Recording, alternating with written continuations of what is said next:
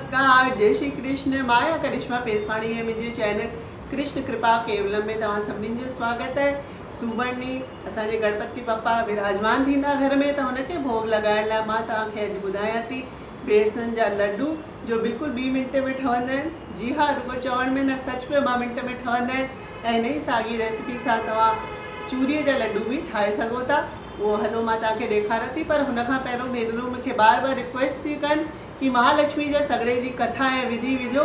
त मां तव्हांखे ॿुधायां कि महालक्ष्मी जे सॻड़े जी कथा विधि मां पहिरियों ई विझी चुकी आहियां, पिछले साल ही विझी चुकी आहियां। तव्हां पुठियां वञी चेक कंदा त तव्हांखे उहो वीडियो ज़रूरु नज़र ईंदो, न बि त हेठि डिस्क्रिप्शन में मां लिंक ॾींदमि, तव्हां ज़रूरु ॾिसजो।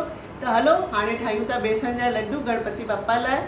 त अचो ॾिसूं पाण खे बेसण जा लड्डू ठाहिण लाइ छा खपे। सभिनीनि खां पहिरियों बेसण, 1 कटोरी बेसण में 2.5 चमचा ही चमचो टेबल स्पून 2.5 चमचा पीसे मां खंड विधी आहे। ऐं इहो 2 खां 2.5 चमचा इहो घी आहे।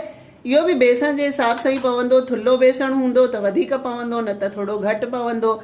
ऐं ही आहिनि बिज, ही आहिनि गिदरे जा बिज। उहे खपंदा आहिनि, पर मूं वटि छाई जा बिज हुआ त मां उहे रखी छॾिया आहिनि। ऐं इहा आहे थोड़ी इलायची।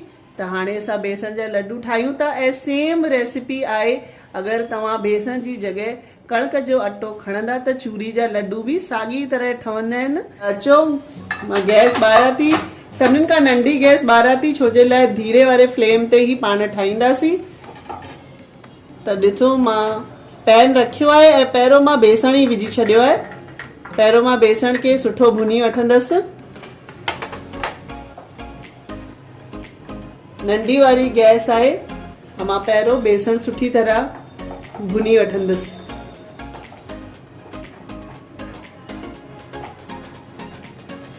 बिल्कुलु तकड़ न करनी है, पाण खे बिल्कुलु सिम ते धीरे धीरे हिन बेसण खे भुनंदो रहणो आहे, पाण खे हलाईंदो रहणो आहे।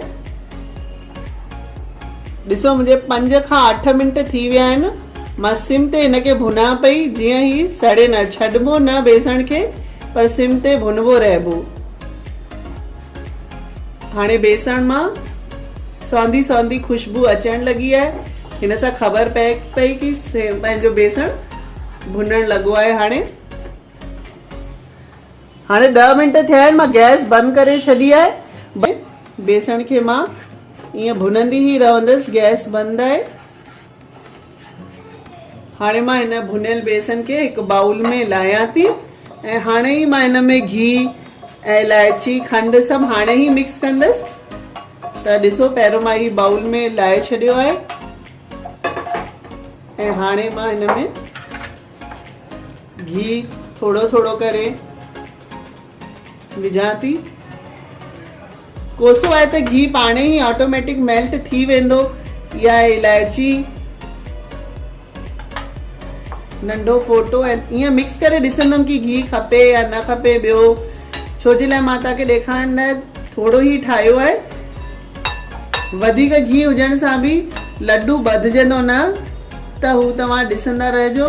मिलाईंदा त तव्हांखे आइडिया अची वेंदो कि हिन में कहिड़ी शइ केतिरी पवणी आहे। त ही मां विधो खंड ऐं मिलायो। हिते मां थोड़ो ॿियो भी घी विझां थी। 2 स्पून मां पहिरियों भी विधो, पर मूंखे घटि थो लॻे त थोड़ो मां विझां थी घी। ऐं बिज हाणे विझी थी छॾां गरम में ही।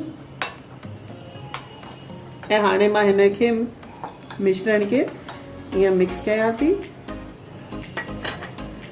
ऐं जेतिरो कोसो तव्हां सही सघो होतिरो, न तमामु थधो हुजे ऐं न तमामु कोसो। ऐं हिननि खे हल्के हल्के हथनि सां ईअं मिक्स करे छॾां थी। इहा तमामु ईज़ी रेसिपी आहे बेसण जे लड्डू जी। हिकदमि इंस्टेंट ठही वेंदा आहिनि बेसण जा लड्डू। ऐं हाणे मां हिन खे लड्डू ॿधां थी। ऐं इहो असांजो हिकु लड्डू ॿधजी वियो, बिल्कुलु गोल शेप में। ॾिसो लड्डू तैयार आहे। हिन खे मां रखी छॾियो हिकिड़े बाउल में। हा, हाणे ॿियो लड्डू ठाहियां थी।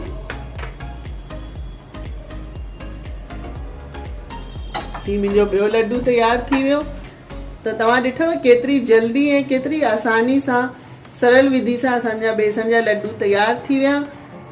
भगवान गणपति के भोग लगाइण लाइ ही घर में ही शुद्ध ठाहियो त तव्हांखे बि सुठो लॻंदो कि भॻवान खे असां पंहिंजे हथ जो लड्डू ठाहे खारायोसीं। ऐं ईअं मिश्रण खे तव्हां मिक्स कंदा रहो ऐं लड्डू ठाहींदा रहो। ऐं लड्डू ठहण खां पोइ गरम गरम हिनखे बॉक्स में न रखिजो, भले लड्डू सवली तरह थधा थी वञनि, हुन खां पोइ तव्हां रखिजो। त हीअ ॾिसो, हिकु कटोरी मां मुंहिंजा 5 लड्डू सुठा ठही विया। त हीअ ठही विया असांजा बेसण जा लड्डू। तव्हांखे इहा रेसिपी कीअं लॻी? वणी हुजी त लाइक कंदा, कमेंट कंदा ऐं शेयर कंदा। ऐं पासे में बेल आइकॉन आहे, हुनखे प्रेस करणु बिल्कुलु न भुलिजो। वरी मिलंदासीं हिकु नई इंफॉर्मेशन सां। तेसिताईं मोकल थी वठां। जय झूलेलाल, जय श्री कृष्ण।